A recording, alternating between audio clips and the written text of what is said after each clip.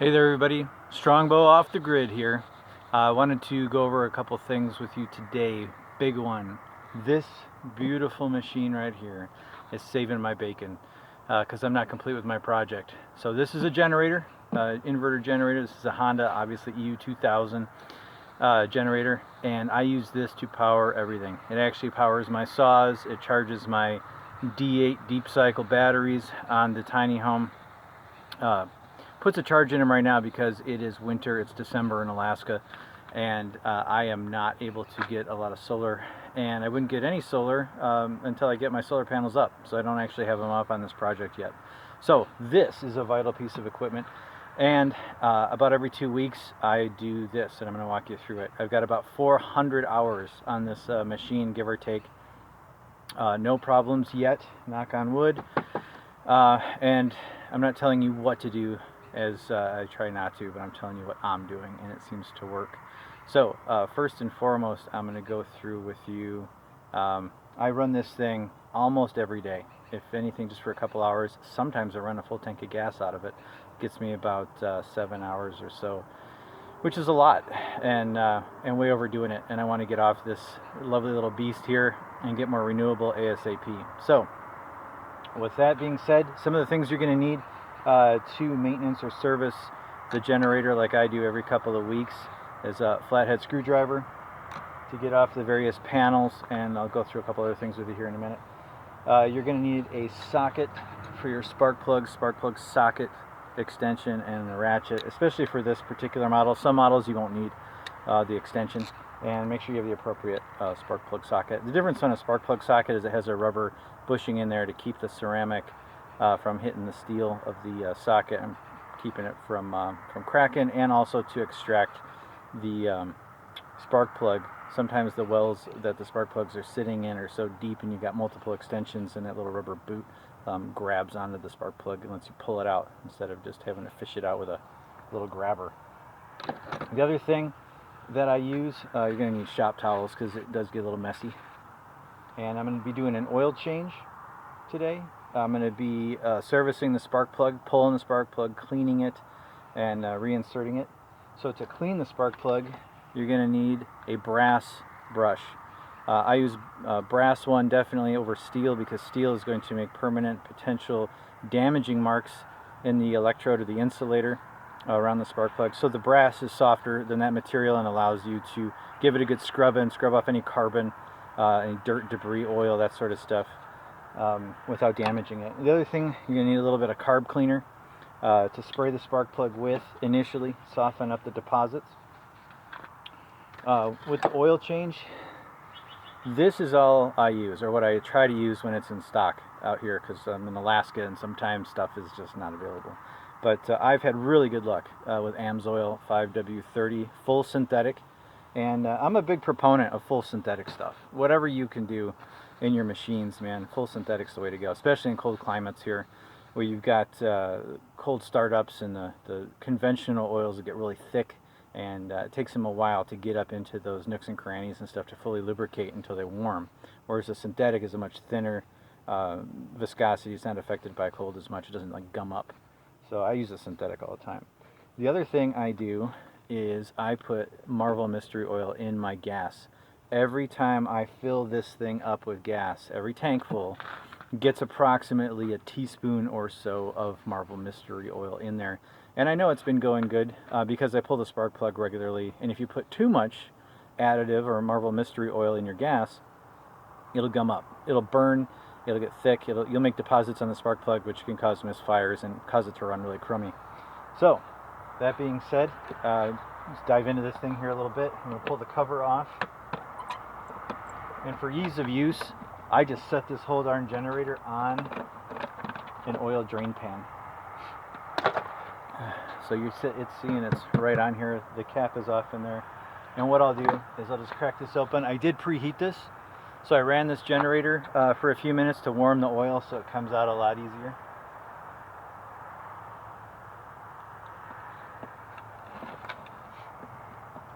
Basically, I'll just let this thing drain out. Holds about half a quart. I got to look at the manual for the actual amount, and I'll just tip it over Allow the oil to run out of there.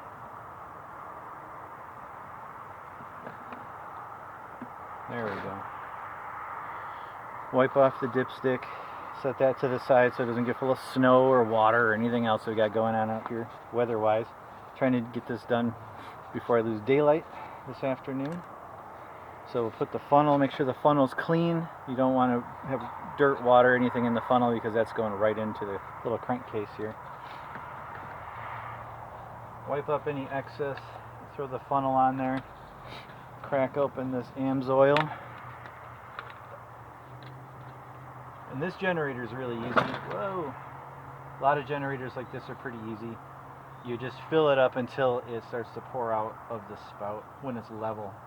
Obviously my generator is not level because it just slid off of the oil drain pan. So we're going to put roughly half a quart in there. Get the dipstick ready. And I'll get it about level here. Pull this funnel out. Again, making sure if I do set it down not to get any snow or ice or anything in it. So we're going to bring it kind of level. And we'll see that, yep, it's right at there. It's just starting to come out right at about level there. And we'll check the level later on, just to make sure. So there's a quick and dirty oil change. Tighten that bad boy up.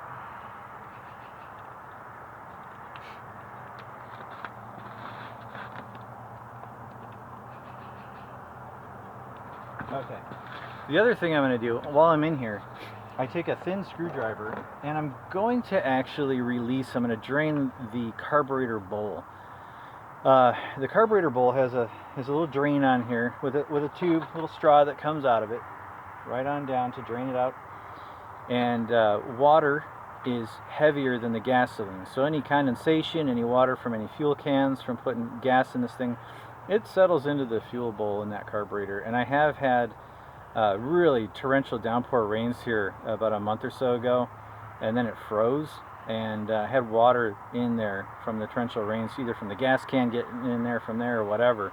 It got in and then it froze, and it took me a little while getting it out. So several drainings and flushings of the carb to get it to run right.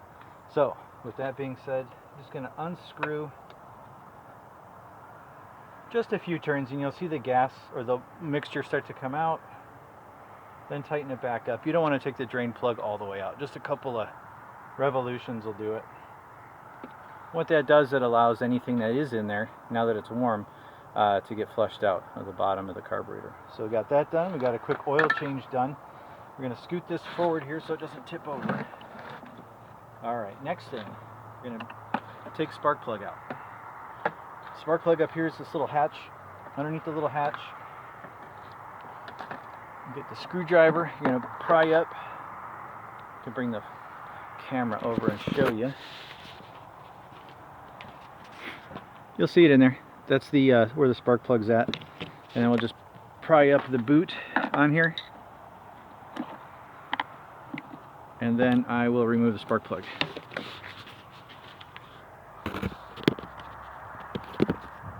Alright. Spark plug removal commencing.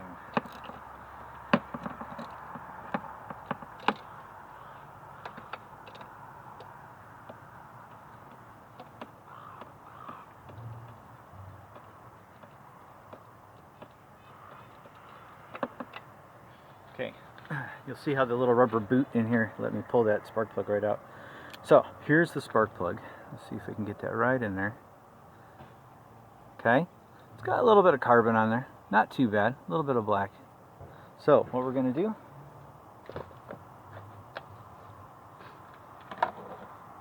we are going to spray, we're going to spray this spark plug right at the tip. Right, I'm going to spray with some carb cleaner. And then I hit it with the wire brush. Just brush it back and forth. Right around the edge. Sometimes I'll check the gap with a gap tool, just to make sure the gap is correct. And living off grid and doing this stuff and being as independent as you possibly can with things, or as resilient with things, I have a spare. spark plug right here in the housing, ready to go, brand new, gapped and everything, just in case. So I keep that little spare doodad right there. Alright, spark plug is a lot cleaner. I don't know if you can see that. So hit it with the carb cleaner, brush it around with a brass brush, get all that carbon and stuff off there, the majority of it. Now the other thing I do on almost everything I touch, especially in Alaska, is a little dab of anti-seize on everything. Trust me, especially if you're going to work on your own gear, your own tools, your own mechanicking, you will be very happy you did this stuff if you own a vehicle or a piece of equipment for a few years, because when you have to go back into it, dive back in, and it's rusted up or gummed up from you being out enjoying the wilderness or whatever you're doing, it saves lots of time and aggravation, headaches, and money over time too, because the amount of stuff that you don't break, either by cussing and throwing tools and forcing things that are frozen and stuck beyond all recognition, this stuff will definitely be a benefit, an asset. Okay, so we're going to put the spark plug back in.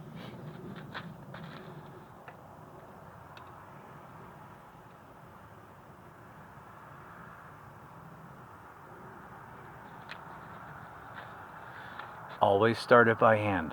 That's a definite. Always start by hand. Never use the wrench and put it in with the wrench first. Always go by hand, because if you cross thread it with the wrench, you're not going to feel it, right? You're not going to just feel it. You'll get on with the wrench and you just start going, and you can just cross it and destroy the head. And it's all aluminum, so it's softer, right, than the steel. Always go by hand. Cars, everything with a spark plug, always do by hand.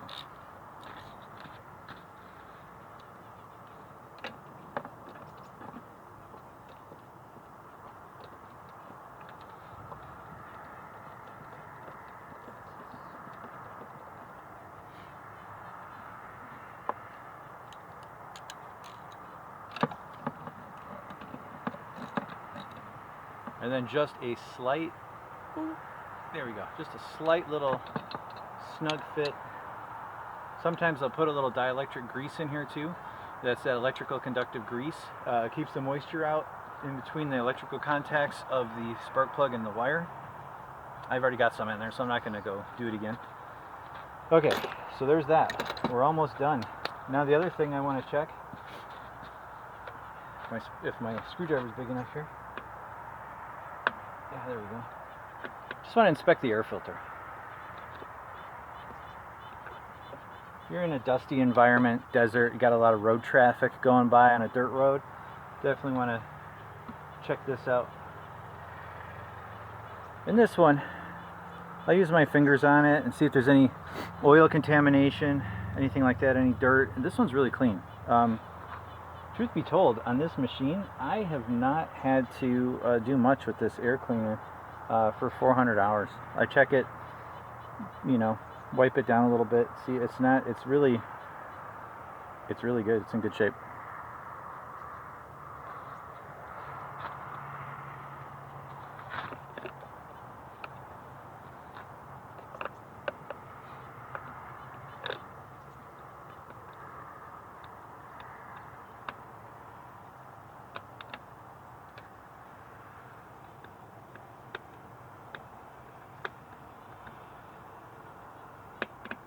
I'll just snug that one up. Alright, so that's pretty much it. This thing, 400 and some hours, and I've had it loaded up pretty good with power tools and a little electric space heater sometimes, and it's still going strong. So oil change, right? We did the oil change, spark plug clean, put in some anti-seize, keep the Marvel Mystery Oil in the fuel, about a teaspoon for every full tank. That's what I've been doing. Seems to work, and yeah, hopefully I'll get a lot more use out of this thing, because man, I use it, and brand new they're right around $1,000, so it's a expensive piece of gear to replace, being kind of as independent and as frugal as you can be. But the Hondas, man, they go forever. So until next time, that's it. This is my little baby. Mwah. Honda one. Keeps me going with lights on and stuff when there's no sun and everything going on. All right, for right now, Strongbow off the grid. Ciao.